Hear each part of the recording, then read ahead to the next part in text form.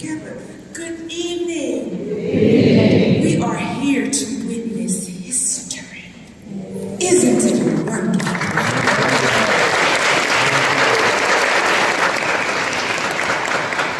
I know that millions of Americans from all walks of life agree with me that leadership does not mean putting the ear to the ground to follow public opinion, but to have a vision of what is necessary and the courage to make it possible. I didn't say that, that was Shirley Chisholm, y'all. Shirley Chisholm said that, a great woman of Delta Sigma Theta sorority incorporated.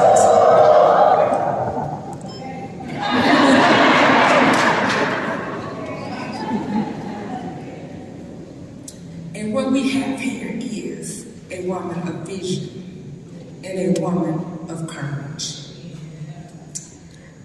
I met Jasmine when we were in law school, quiet as it's kept. And we became fast friends. And over the years, her friendship has become essential to my soul. And it is an honor for me to be here today. Shirley Chisholm also said, I want history to remember me not as the first Black woman to have made a bid for presidency of the United States, but as a Black woman who lived in the 20th century and who dared to be herself. She said, I want to be remembered as a catalyst for change in America. And I believe we have that right here in our own Congresswoman Jasmine. She is a catalyst for change. And being the first woman and the first African American to be judge of Dallas County Criminal Court number 3, the third oldest court in Dallas County, was quite the honor for me. But it is the absolute honor of my life to be here today with my friend, Jasmine Crockett. And we are about to swear her in, but as we do that, I am going to say the sweetest name I know, Mother. Her mother, please join us here on the stage, Miss Gwen Crockett, the one who bears the sweetest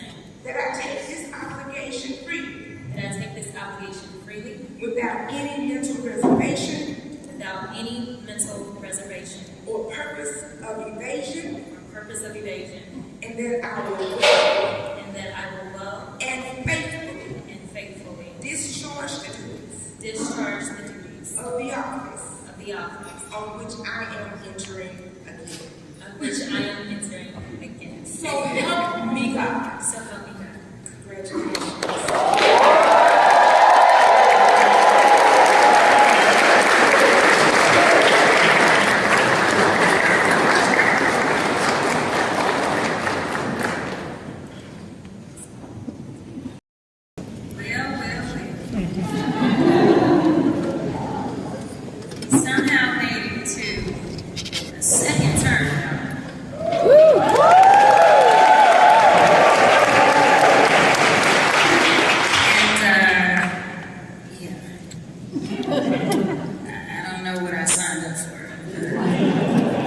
here we go. I want to make sure that I actually read through the remarks as prepared. Y'all know how I get sometimes. Texas 30, good evening. I must admit that I'm completely in awe because y'all must really like me. You know, leading up to today, my staff would give me updates.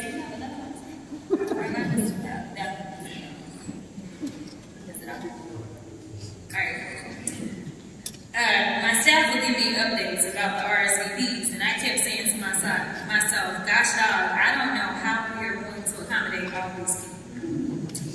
Every time we increased the capacity on Eventbrite, it would literally fill up within a few hours.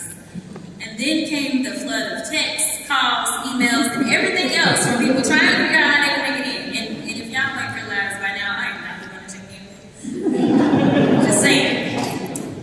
But thank you to my team for coming up with some creative solutions to ensure that all of those that wanted to experience this moment could.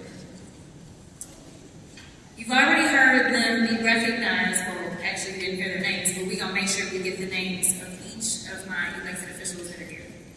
And the reason that it's important that you have their names is because these are the people that are on the front lines. You may see my face, you may hear my loud mouth, but the people that are here every single day and make sure I know what's needed in Texas 30, I need you to know their names and to blow them up as well. But nevertheless, I do need you to know their names because I am so honored to have truly the best team in the game right here in Texas 30. I have the best elected officials, period. So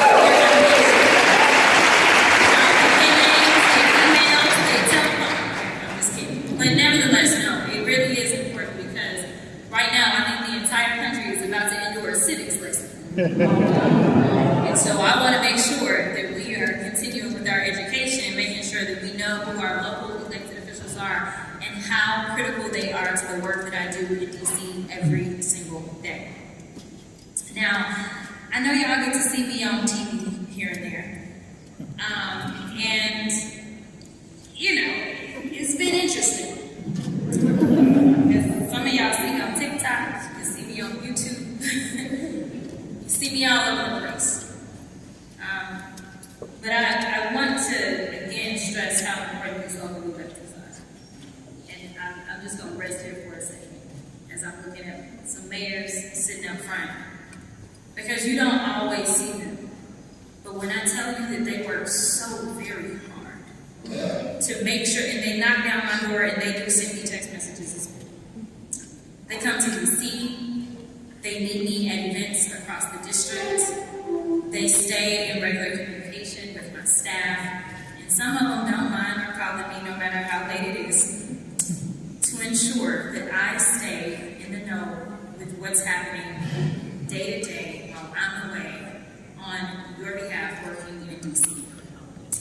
To the students who have participated in this evening's program, thank you. Y'all sounded amazing.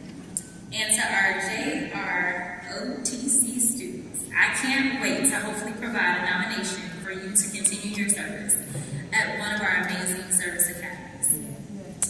And while I'm thanking people, I'd be remiss if I didn't recognize and honor the woman who y'all just saw standing up here with me.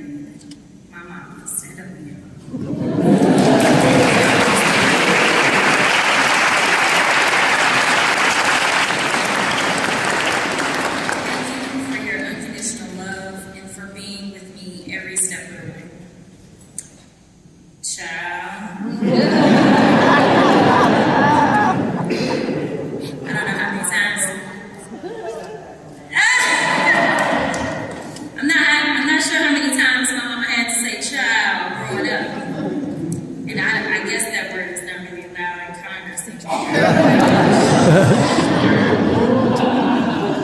Who knows? But no, seriously.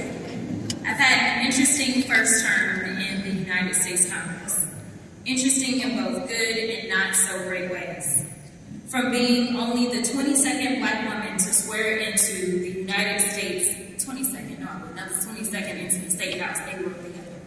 And the 55th Black woman to swear into the United States Congress, receiving the torch from our late great Congresswoman, Eddie Bernice Johnson, to traveling the nation.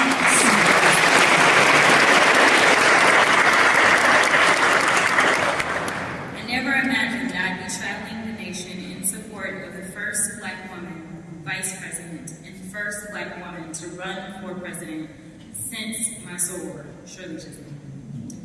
Under Republican disarray and failures in GOP leadership, we've had one of the most unproductive sessions in congressional history. Despite this chaos, my House Democratic colleagues and I found creative ways to deliver for our districts and the American people. Despite the GOP, I secured funding for a new premier health research facility that will advance medicine, improve our health outcomes, and lower costs, all right here in District 30.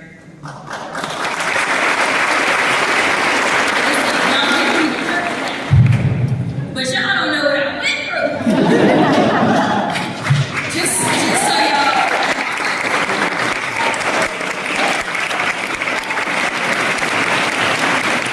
There were other moments that y'all may remember a little bit more vividly. But this truly was the greatest accomplishment of my freshman term. You see, when COVID-19 crept in and we had incompetence that has now somehow re-entered the White House, there were those that thought, we need to fix this. We need to make sure that we don't have to be on the back end of, say, the next pandemic. We need to make sure that we are staying on the cutting edge. So there was legislation, because that's what you do if you're a real legislator. You don't talk the talk, you walk the walk. And so instead, we had legislation, and this legislation provided for 3 facilities in the country. And these facilities are all about making sure we can stay on top of innovation. We can diversify our trials so that we don't have to have Black folk and brown folk that are saying, well, wait a minute, I don't want to take whatever it is that may save my life because I don't know how that will interact with me. So instead of saying, you know what, we're going to take another one of these facilities somewhere and hope that people of color will show up, I said, why don't we just make sure we bring it to an area where we already have diversity? So this is a multi-billion-dollar investment. If you think about Atlanta and you think about the CDC, that's what this is. We were the only red state to be able to get this facility, and for those that don't think I know how to work with Republicans, I do. I can tell you that while this gentle lady announced her retirement, and unfortunately people went out looking and trying to find out where she was, as she was missing votes, as she was enduring a health crisis, Texas had the chair of appropriations right here next door in K. Rankin. And I will give my due where due is deserved. I can tell you that I called that Republican woman who just wanted to see good done for our area, even if it meant it was coming to Texas 30. And so it was Kay Granger who partnered with me to make sure we could get this done. It was absolutely the vast majority. There is one Republican woman, I'll let y'all guess who, did not join in trying to put pressure on making sure that that facility came right here to Texas 30. It truly was the biggest thing that I did. It wasn't some of that other stuff.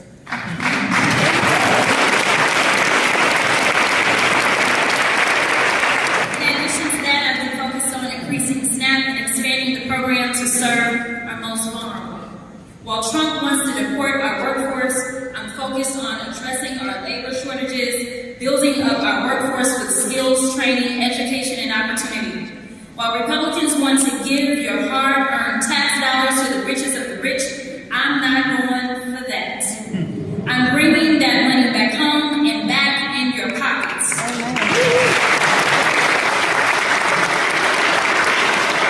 While Trump disrespects and hamstrings our military with his petty hiring freeze, I'm fighting for our veterans and their health care, their retirement, and making sure we take care of our warriors.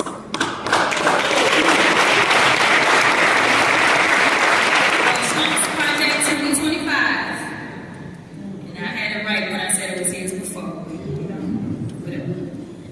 It seeks to shut down more hospitals in Texas. I'm fighting for health care for all, especially those with chronic disease such as cancer, diabetes, and most of our plagues. These diseases plague our community. I do want to pause here for a second.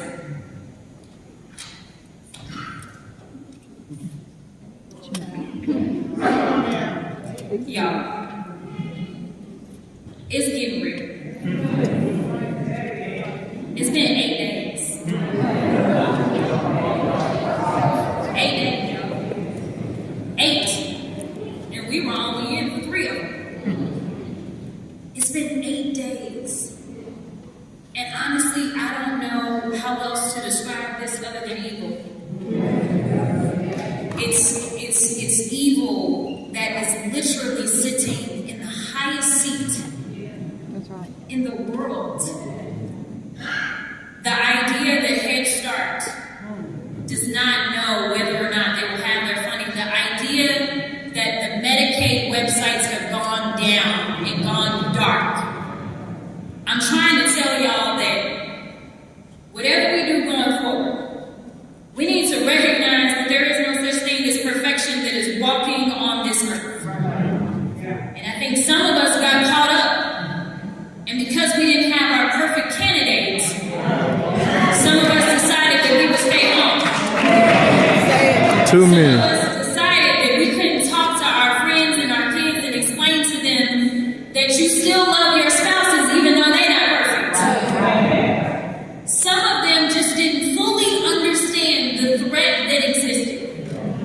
But I am here to tell you, not to make you fearful, that it's time to buckle up, Buttercup. Because they were allowed to divide us. They were allowed to make people who didn't necessarily understand or agree with trans folks say, well, never mind, I'm not going to vote.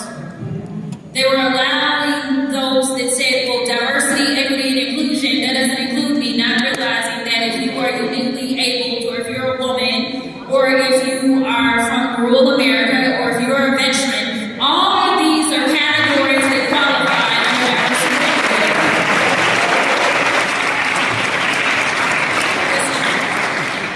I'm trying to be uplifting, but I got to be real. We gotta stick together.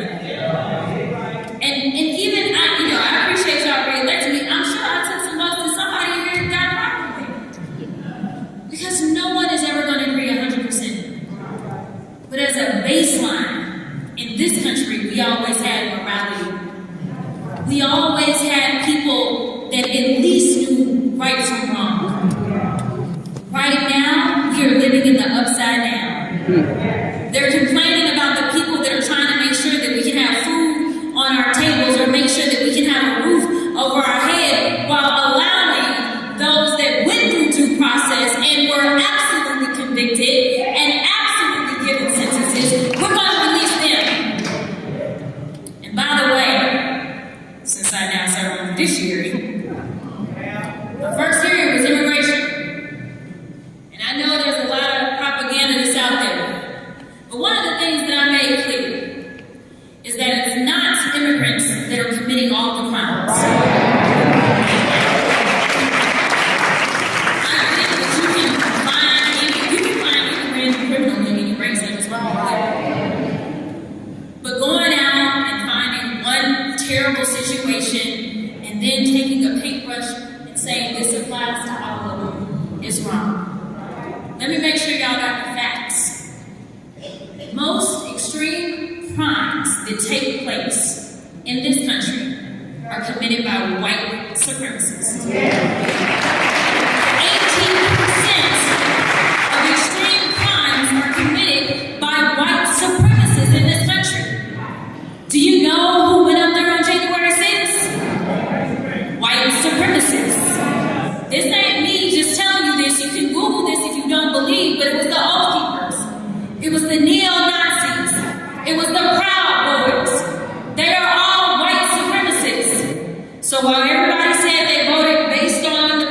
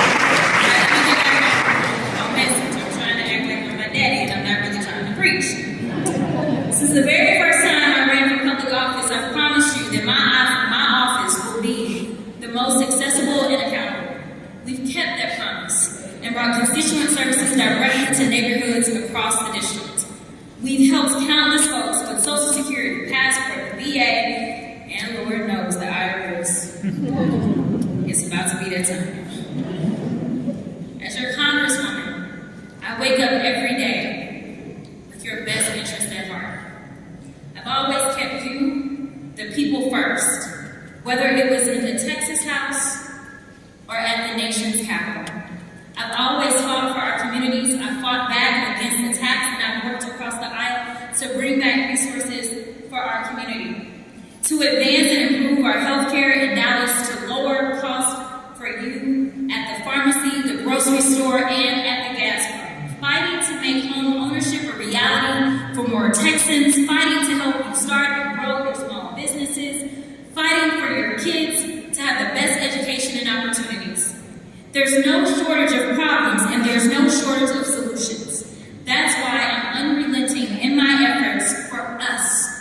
Some want to create more problems, and I will always stand in their way and let them know that Texas 30 ain't going for none of it.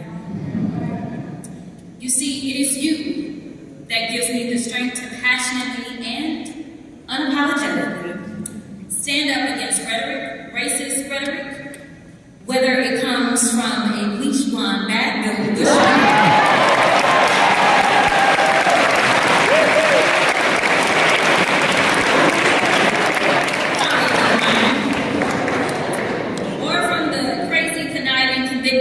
commander-in-chief. While they focus on politicking, I'll never take my eye off of governing. I know why I'm here, and that is to make life better for you and the rest of us. It is you who allows me to never forget that while we've come so far in this country, the struggle for our basic rights is never really over. We fight and win our rights with every generation. We remain vigilant to protect the gains made by our foremothers, and we fight like hell to move our nation forward. And most importantly, it is you, the people, that when times get hard and I grow a bit weary, which happens quite often, can lighten up my day and renew my spirit and keep me present on. Y'all, I see y'all's messages on social. Every time y'all be like, "That's my Congresswoman," which we gotta say, Councilwoman Wells, she be on the shade room and everything. I see some of y'all's DMs. I do get overwhelmed, but I want you to know that the notes that you send me, my staff make sure that I'm aware. I am always so honored to really have the best district in this whole damn country. Amen.